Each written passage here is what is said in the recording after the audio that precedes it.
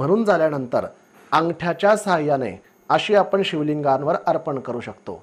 या शिवामूठ अर्पणाच्या पुण्याने आपल्या पितरांना सद्गती भेटत असते, म्हणजेच महिलांच्या सासरचे आणि माहेरचे दोनही पितरांना उद्धारगती मिळते। दुसरी पद्धत असते शिवामूठ अर्पण करण्याची, ती अशा पद्धतीने सरळ शिवलिंगांवर अर्पण केली जाते। याचं महत्त्व काय, जर आपल्या कुळावर देवी देवतांचा कोप असला, काही उग्र देवता हे कोपलेले असतील, कनिष्ठ देवतांच्या त्रास किंवा बाधा असतील, त्या निवारण होतात, त्यासाठी शिवामूठ अशी अर्पण करतात। आणि तिसरी पद्धत म्हणजे काय, जर आपल्या कुळावर संत महात्मे ऋषीमुनी किंवा गुरूंचा कोप असला, तो निवारण करण्यासाठी शिवामूठ अशा पद्धतीने करंगळीच्या सहाय्याने सोडली जाते।